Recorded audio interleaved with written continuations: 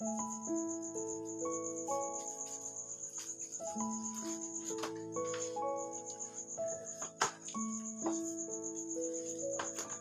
mga kapanalig o mga kapatid na nandito sa aking YouTube channel ngayon, at ako po ay magbabahagi sa inyo ng aking mga katanungan sa aking sarili, na ito ay matagal ko nang pinag-iisipan na kung totoo ba ang sinasabi ng ilang mga kaibayo natin sa pananampalataya o ibang relihiyon na nagsasabi na ang pagiging isang manggagamot daw o nagpapagaling ng mga may sakit ay ang mga apostol lamang at ng ating Panginoong Jesus. So, ako bilang isang faith healer o isang manggagamot spiritual, ako po ay nalulungkot na ang ibang mga relihiyon ay sinisiraan ako.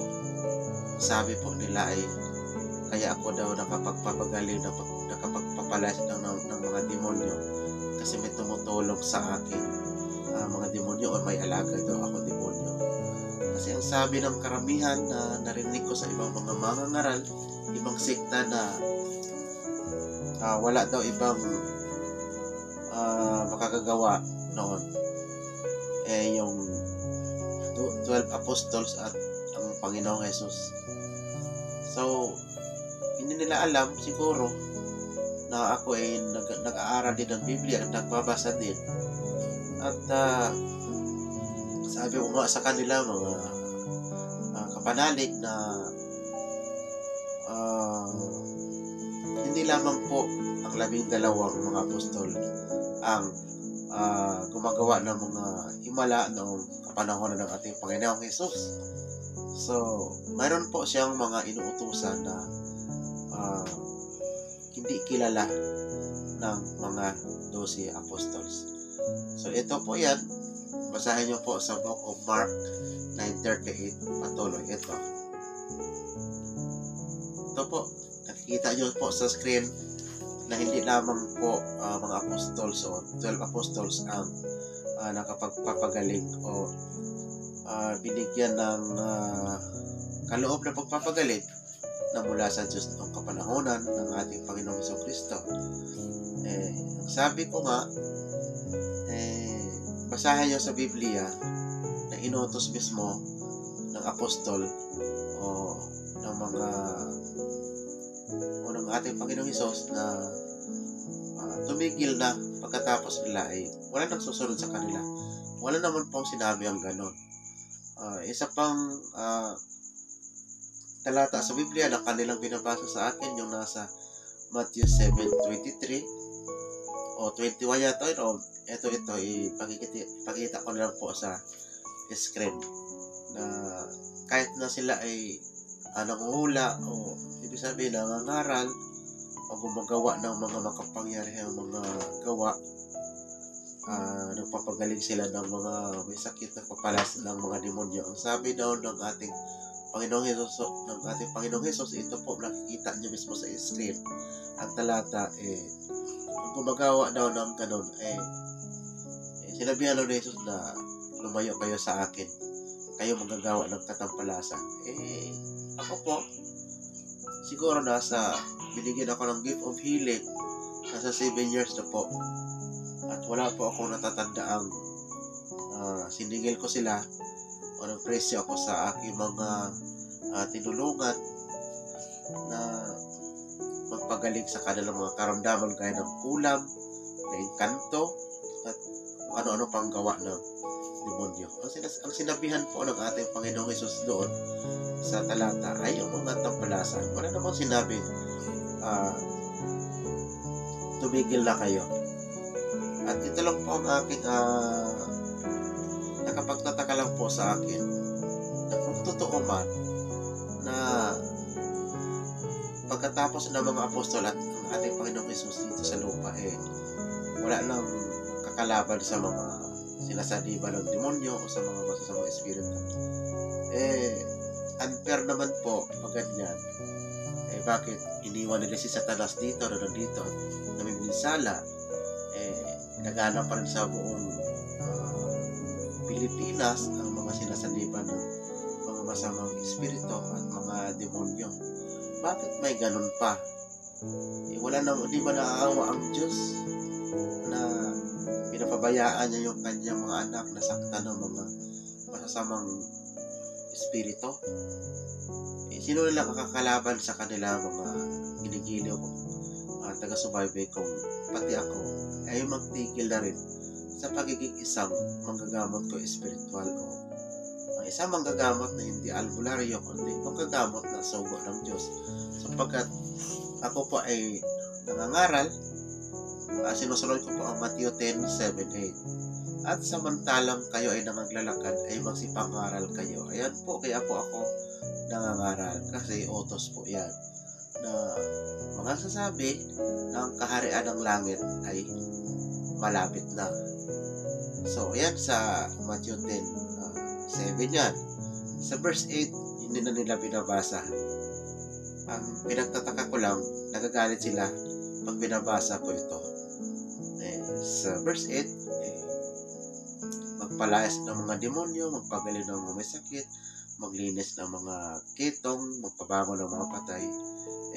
Pag sinabi po magpabango ng mga patay, hindi po literal na nasa kabaong ko. Yan ho ay nakasulat sa 1 Timoteos 5:6 na ang nagpapakabuyo sa kalayawan bagamat buhay ay patay. Ibig sabihin, yung patay na yun na magpabangon kayo ng mga patay, yung mga nabubuyo sa mga masasamang gawain sapagkat pag ganyan po, patay po ang kanilang relasyon sa Diyos. So, gusto ng Diyos na buhayin natin ang relasyon ng mga tao mas lama patungo sa pagbabago. So, ayan po, sa sunod, tinanggap nyo walang bayad, ibigay nyo walang bayad. Kaya ako po, hindi po ako nagpapabayad, masaya na po ako na yung mga tinutulungan ko pong pasyente na walang finding sa hospital, ako po ang naghihiling. So, ayan po ang aking paliwanag na kawawa naman po pag tayo naniniwala sa mga pastor ng demonyo ngayon na nagagalit sila pag ako'y nanggagamot at sinasaktan ko yung mga masasamang espiritu. Isip ko rin, bakit sila nagagalit na kalabanin yung masamang espiritu? Siguro yung espiritu nasa kanila, hindi po espiritu ng Diyos yung nasa loob nila sa kanilang church, kundi espiritu ng demonyo. Kasi nagagalit siguro sila sa akin, sinasaktan ko yung mga kapwa nila demonyo. So, yan po ang aking i-share ko yung oras na ito na hinahamon ko yung mga ngaral na halimbawa may mga pastor dito nakikinig sa akin. Magbasa kayo ng verse sa Biblia na sinabi ni mismo na Jesus, itigil nyo ang paggagamot o paghihilig o pagpapalas ng demonyo sa panahong ito. Pag binabasa kayo, automatic po, ititigil ko na po. Kasi, yung nakasulat pag hindi tayo sumunod sa nakasulat, magiging suwael tayo sa dakilang Diyos na may lalang o may likha sa atin. Yan po ang aking ibabahagi sa inyo ngayon. Ako hindi ko lang po matiis na sabihin na to kasi baka makasumpong kayo ng mga ngaral ng gano'n ang paniniwala. Kawawa naman po tayo. Totoo po ang makukulam. Nasa Bible po ang makukulam. Levitico chapter 20 verse 6 at saka yung Encanto. Nakasulat yan sa Exodus 8:7. Ginagamit ko pong Bible ay King James version po, mga minamahal na taga-subaybay sa akin YouTube channel na ito. Nakakalungkot po isipin na may mga taong ayaw nila maniwala na nakasulat naman talaga sa Biblia. So kasi yung pag-iisang faith healer, isang manggagamot spiritual, ano lang po yan, kaloob po yan ng Diyos. Hindi po lahat may ganyan. ito po, unang Korinto 12:28. So, ayan po, kasulat naman po lahat-lahat dyan ang mga gawain ng bawat isa. So, siguro, naniniwala talaga ako na ang pagiging isang manggagamot o exorcist ay kaloob talaga ng Diyos yan. Kasi isang beses, may malayong lugar, may tumawag sa akin at humingi ng saklolo sapagkat dalawa silang nanay at anak at saka yung nanay sinasaliniban ng demonyo at totoo talagang sanib na hindi talaga acting o hindi papakunwari. Nang dumating po ako doon, may isang grupo ng reliyon na mga pastor, 10 sila. Mas nauna po sa akin ng mga 5 minutes. So, inobserbahan ko lang at tinignan. And nakapagtataka sapagkat bakit tinatawanan ng demonyo yung mga pastor rin kung talagang alagad sila ng Diyos. Ngayon, nananalangin muna ako sa akin. Sa loob-loob po, nananalangin po ako sa Diyos na bigyan ako ng kapangyarihan sa mga oras na yun dahil ako po yung napapalaban. Na dumating po ang 15 minutes at hindi nila napalayas. Ako na po ang pumaligtad. Sa awa ng Diyos, umalis agad yung masamang espiritu. So, yan po ang aking magbahagi sa inyo sa mga oras na ito na ang mga sanib, mga kulam, mga demonyo, mga inkanto ay hanggang ngayon ay lumalaganap sa atin ang paligid at humihila at humahanap ng kanyang masisila. Unang Pedro 5:8. So, ayan po ang aking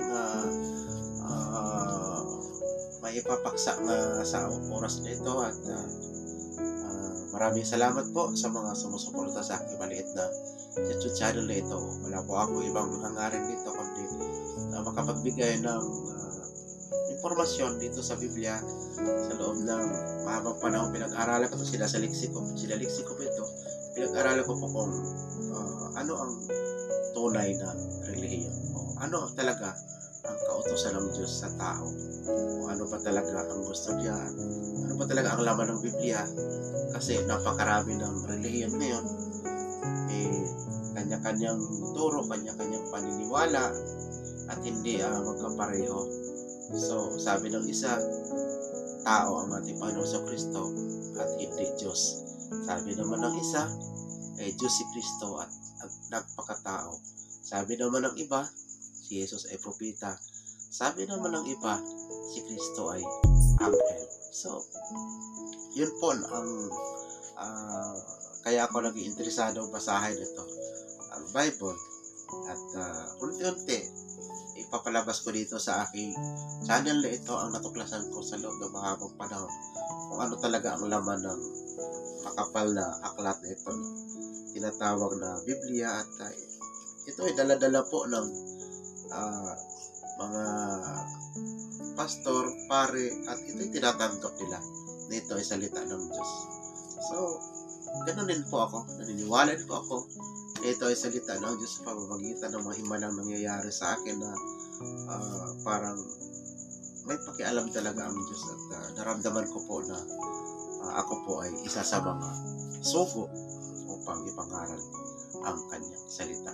Maraming salamat po. Sana ay may natutunan kayo na ang mga demonyo, mga inkanto, mga kung ano-ano pa na mga lumalabas sa ating mundo ngayon na hindi na pagkaraniwan ay may gumawa at yun ay ang mga kampo ni Satanas. Gawin na po natin ay magpasakop tayo sa Diyos para ngayon ang demonyo ang tataka sa atin. Santiago 4:7 at unang Juan 5:18. Hanggang sa muli, ako pa pala uli si Brother Bebot sa Zendon Online. Maraming salamat. Hanggang sa muli.